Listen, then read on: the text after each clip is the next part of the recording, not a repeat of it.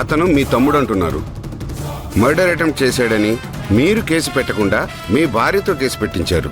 నిజంగా అతను మీ పైన మర్డర్ అటెంప్ట్ చేసి ఉంటే మీరే కేసు పెట్టాలి కదా.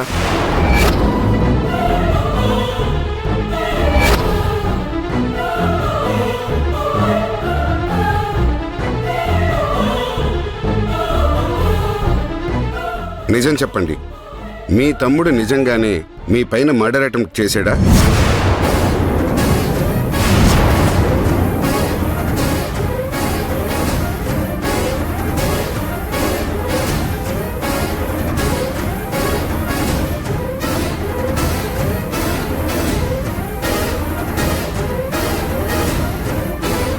చెప్పు బావా, చెప్పు.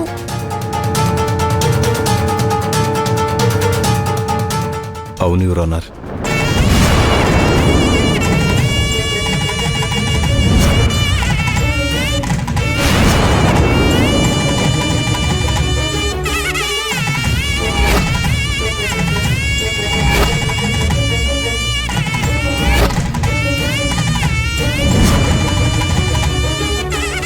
నో యువర్ ఆనర్, ఇతను చెప్పేది అబద్ధం.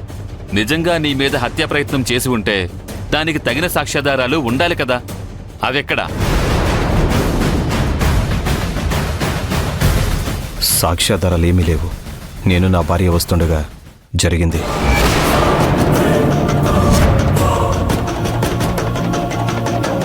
మీ అన్నయ్య స్వయంగా చెప్తున్నారు మీరు ఆయన్ని చంపడానికి చూశారని. దీనికి మీ సమాధానం ఏంటి?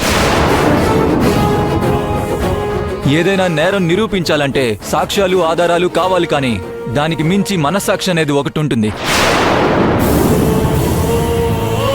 మీరు నిజంగా ఆయన మీద హత్యా ప్రయత్నం చేయకపోయి ఉంటే చేశాడు అని సొంత అన్నయ్య మీ గురించి అబద్ధాలు చెప్పాల్సిన అవసరం ఏంటి? మీరు మీ అన్నయ్య పైన మర్డర్ అటెంప్ట్ చేశారనే నేరాన్ని అంగీకరిస్తారా లేదా?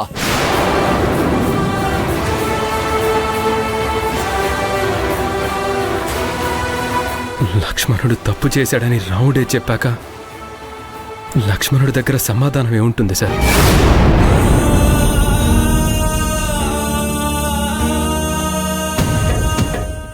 నా అన్న అలా చెప్పాడంటే లేదు ఆయన అబద్ధం చెప్పాడని నేను చెప్పలేను. నా అన్నను నలుగురిలో చెడ్డవాణ్ణి చేయలేను.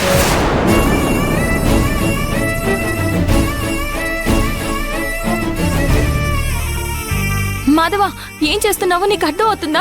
చెయ్యని నేరాన్ని నీ పైన వేసుకుంటున్నావు. Order, order, order. మీరేమన్నా మాట్లాడాలనుకుంటే బోన్లోకి వచ్చి మాట్లాడండి.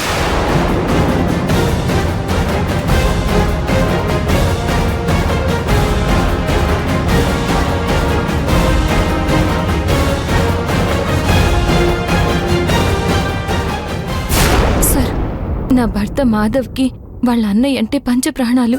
చిన్నప్పటి నుంచి ఆయన మాటకి ఎదురు చెప్పకుండా పెరిగారు. ఆయన్ని తనేమీ అనడు. ఎవరైనా ఏమైనా అన్నా కూడా భరించలేడు. అందుకే అన్నయ్య చెప్పిన అబద్ధాన్ని నిజం చేయడానికి, చెయ్యని నేరాన్ని మీద వేసుకోవడానికి ప్రయత్నిస్తున్నాడు నా భర్త. దయచేసి అందులో అతని ప్రేమని అర్థం చేసుకోండి. తన మీద ఆయనకున్న గౌరవాన్ని అర్థం చేసుకోండి. లేదు యువరానా, భూమి చెప్పేది అబద్ధం. నా భర్త మీద అటాక్ జరిగింది అనేది నిజం.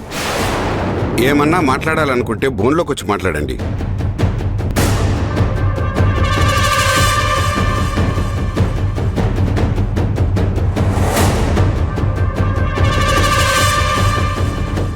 నా భర్త ఆస్తి కోసం ఆ భూమిని తన భర్తతో ఇదంతా చేయించింది జడ్జి గారు. నా మరిది చెడ్డవాడు అని చెప్పడం లేదు, కానీ తనని ప్రేరేపించింది, తన వెనుకుండి నడిపించింది, నా భర్త మీద హత్య ప్రయత్నం చేయించింది ఈ భూమియే. ఇప్పుడేమో తనే నేరం చేయలేదు అన్నట్టు, నా భర్తే తప్పు చేశాడు అన్నట్టు మాట్లాడుతోంది. నేను కాదు, మొత్తం తప్పులన్నీ చేసింది నువ్వు. బావగారిని నీ మాయ మాటలతో నమ్మిస్తూ ఏనాడు చిన్న అబద్ధం కూడా చెప్పని ధర్మరాజు లాంటి ఆయన నోటితోనే అబద్ధం చెప్పించావు. ఆయన్ని ఆ స్థాయి నుంచి ఈ స్థాయి వరకు దిగజార్చావు. నీలాంటి భార్య ఈ లోకంలో ఏ భర్తకి ఉండకూడదు.